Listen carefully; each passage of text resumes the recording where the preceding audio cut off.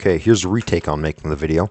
So I'm talking about this to do three things, which is to, first of all, take away what unpervert what Satan perverted again, glorify Christ, and people, just in general, some people like monsters. So, like myself, that's actually a big reason why I'm talking about this. So the first thing we're going to get off with is I actually wrote a paper right here to speak about in order, unlike last time with all the music, talking about about music and everything. So every monster is perverted by human hands is the first point. That's like if you watch a movie and you see some kind of monster, it's always portrayed as a vicious man killer, a bloodshedder, or just leaves bodies to rot in the soil. So this is, first of all, by man's perversion. It's like they're innocent creatures framed by man's hand. Like this, for instance. If I took your mother and called her an evil child axe murderer, we would obviously know that's not true, and she never had anything to do anything with that, yet it would still be counting as framing, just like with monsters. Also, by definition, monster does not mean anything evil. The simple definition of monster is, here's two definitions that I searched when searching up. First is an imaginary or legendary creature such as a centaur or a harpy that combines parts from various animals or human forms. The second definition is a creature having a strange or frightening appearance. Now, it does not mention anything evil. Notice how even a spider in this category it could be named a monster due to a frightening appearance.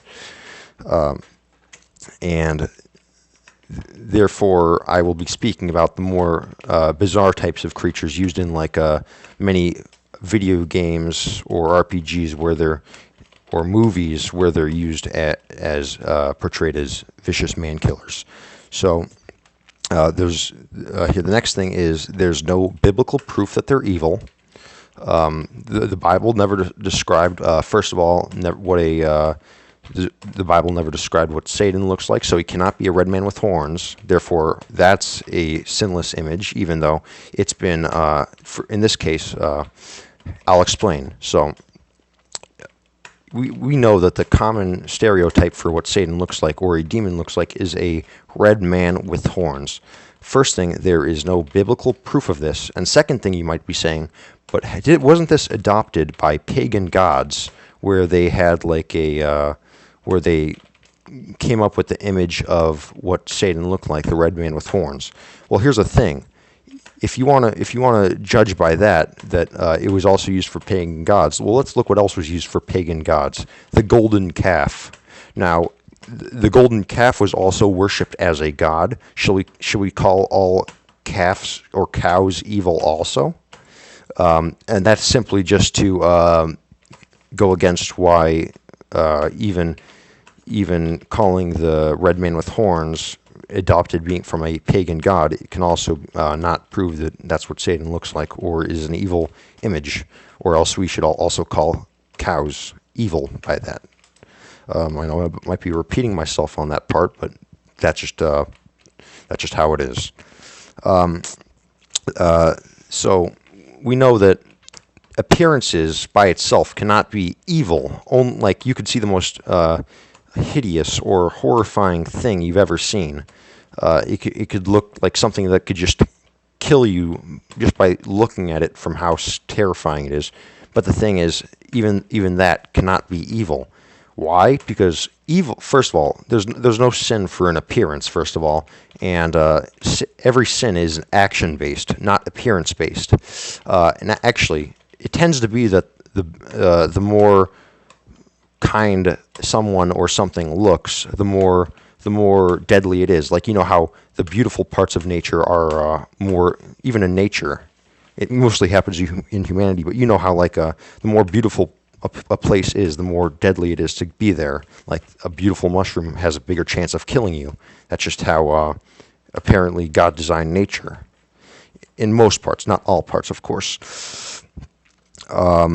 So basically, all these as I described with the analogy of how mother being child axe murderer is a frame, I could also say that every creature is like as I wrote here, a sinless object covered by a blanket of sin. All you got to do is just simply take off the blanket of sin, and you got the sinless object. That's also what I talked about in the music video. The video about music I made before. So we've already covered how monsters in general cannot be evil, and since it's just human perversion of framing, they're still not evil because there's no biblical proof or proof by that God has said that they are evil. Only human depictions. So I also talked about how the red man with horns is not Satan. Therefore, Satan does not look like a red man with horns. Therefore, the red man with horns cannot possibly be evil. Now, you might say, but what about the people who have dreams and they see like these biblical dreams, like with the red horned man or something, or just a horned man? Well, here's another thing. People also see in their dreams Jesus Christ, but it's always this white man in this white garment or something like that. Who looks like the common day images we have of Jesus drawn and portrayed everywhere. The truth is, no one knows how Jesus actually looked like except for the people who were with him at that time. And for all we know, it was actually more likely that Jesus was black, or at least towards the more blacker side. And there's even a Bible quote I found right here that even said that this might sound harsh, but it even says that Jesus was that was ugly. Now here's what it is. I searched up Isaiah 53:2. I was looking for this quote and I found it. If you search it up, here's one. It says, "For he grew up before him like a tender shoot, and like a root out of a parched ground. He has no stately form or majesty that we should look upon him, nor appearance that we should be attracted to him." Another one is, "For he shall where is it? He has no form nor comeliness." And also there was like lost his beauty. Now here's the thing. It didn't say he just it said he had no beauty within him that we would find attracted. And now here's the thing. You might say that, okay, this doesn't show that he was ugly. It shows that he just looks very unattractive, like a normal person out of the crowd, like everyone else. But the thing is, if we use our common sense, even with normal people who no one even pays attention, the people are always attracted to people like that anyway. It happens everywhere for one reason or another. So this is not saying that Jesus was like a crowdly person that would be hidden in the crowd. This is saying that he was ugly, that nobody would want to even be close to him for his appearance wise. I hope that's making sense. I don't know if I spoke that correctly, but correctly for you to understand. But I mean, I just have personally issues talking when I'm on the go. I'm better at typing this stuff out, but it's the best to make a video where I speak about this. So now dragons. So some people say dragons are evil. Here's the thing. They're not evil, but they are used to describe Satan. Okay? But so what else is used to describe Satan? Angels of light are used to describe Satan, and the beast is used to describe Satan. Should that make all angels of light evil? And should that also make all beasts evil? Beasts as in your dog, a whale, every single... Because that's basically what a beast is. And what I wrote here next to talk about is... For God has not given... I already talked about that was in... I wrote it down here. 2 Timothy 1:7. For God has not given us the spirit of fear, but of power and love and a sound mind. This is subjective. Yeah. If you want, for the Bible, this is subjective, not objective. as I said earlier, as a person could be scared of a spider to death, while another person literally has spiders crawling in their face. And this is actually real. People have pet spiders. You could search it up, and they have no fear in these spiders either. And I'm using spiders as an example because arachnophobia is one of the biggest fears in the world. It's either in the world or in America, at least. Definitely in America, that's for sure. And I already talked about the evil is not based on appearance, but on actions. The next thing I wrote, it is man that confuses things, not God. Yes, it is man that confuses things, not God.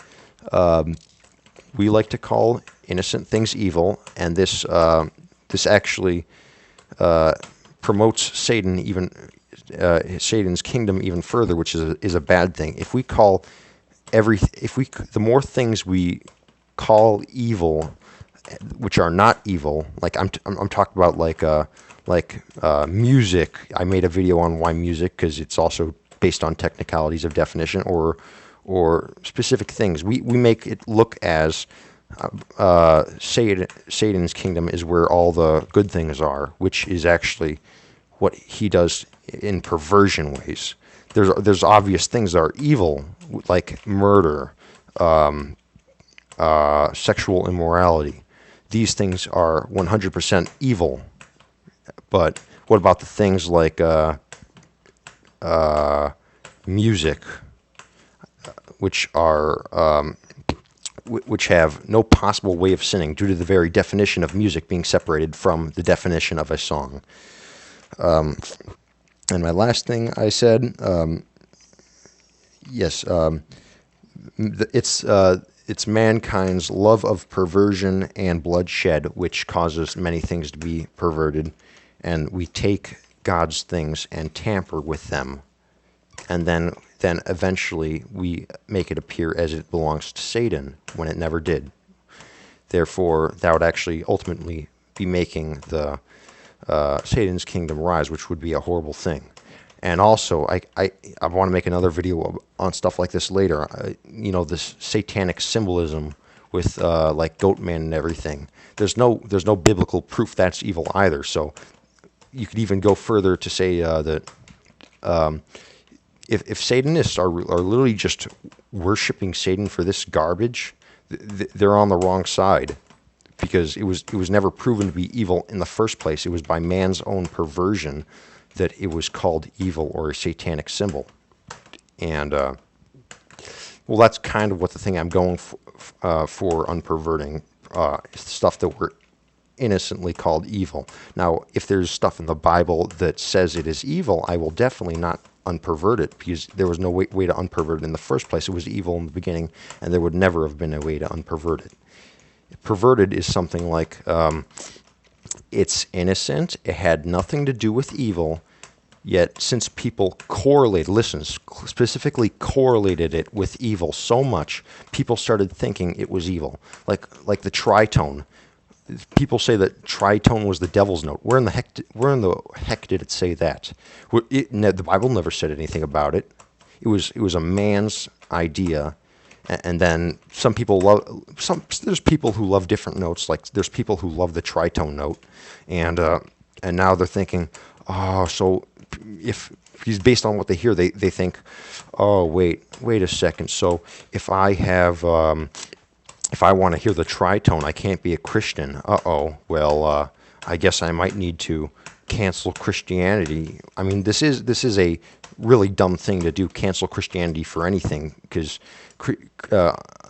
Christianity, I'm going to say, Christianity is not a religion. A religion is a thing fabricated by man's hand.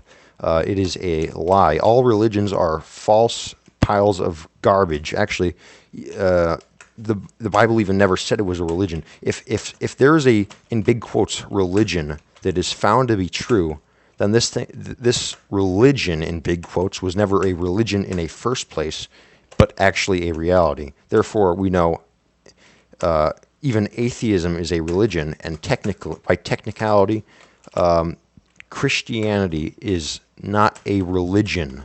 It is a reality. it's actually sometimes I even think, should I even be calling this Christianity, or should we just be calling it the truth? Because there's I got to start talking about this. I like to talk about unperverting things, but I have to do the more important things eventually, which is actually give proof that why the Bible is true. Because there's people who use these bad arguments, like they like Darwinian evolution, the thing that was. It's a great theory, sure. It's an amazing theory. I'm not going to deny that, but there's never been any proof for this theory. It's still just a theory, and therefore, if Darwinian evolution, for instance, cannot be true, how could the non-existence of a God be true? Without Darwinian evolution, it's 100% confident there must be a God, and people like to also pervert this. They in the way of they like to take different types of evolution, like adaptation and Darwinian evolution, and they like to call it the same thing, even though Darwinian evolution, adaptation, natural selection, these are all completely separate things, separate types of evolution. The only difference between these evolutions is one of them is a theory, the rest are actually proven, unlike being theory-wise. Like, we have adaptation, we could obviously see this in many types of different wolves, like coyotes, dogs, like Rottweilers, Great Danes, and that's actually been proven, but Darwinian evolution has not. And yeah, that was pretty much my talk. And the last thing I want to get this off is every single monster or every single creature drawn by man, if we literally look at it, it's literally just us taking God's creation of different animals and mixing up their body parts in different places to make a new combination of what God has already made. Therefore, technically, God has literally made every single creature there possibly is, even when it's like if you draw something, it's technically not created by man. It was always created by, actually, this applies for everything, even machinery. God predicted everything. God knows everything, and in order for you to even exist, God must have had to make it every single separate leaf. God made our minds, and our minds ultimately were eventually, like my mind was forced. You see this game I'm playing right now? My mind was thinking about playing this game, and every single step in my whole life leading up to playing this game, God crafted all of that. God crafted everything I made. God crafted everything I said. God crafted, but then Satan comes in and perverts. Even in a human mind, Satan comes in. Satan never created anything. Everything that you see was never made by Satan. All Satan does is come and pervert things. You might have words to say. What does Satan do? He comes in and forces you. He tricks you into saying swear words or making a word bad. Actually, you could even say this with, like, look at the F word, for instance. I'm not going to say it, but look at the F word. Since when did the F word mean anything bad? When was the F word a swear word? You see, Satan also took that innocent word that could have been used like as just an innocent word to separately describe something, and he took it and made it a cuss word. But obviously, Satan perverting cuss words is not as bad as what Satan did to Christ's name. You see people saying God's name in vain everywhere. OMG, on God or something. They say all this garbage, and okay, I guess I'm talking a little bit too long. Don't want my storage to get full so I can post this video anyway. Thank you for watching. Maybe in the future I will try to remake this video and make it even more clearer than I said this time. See ya.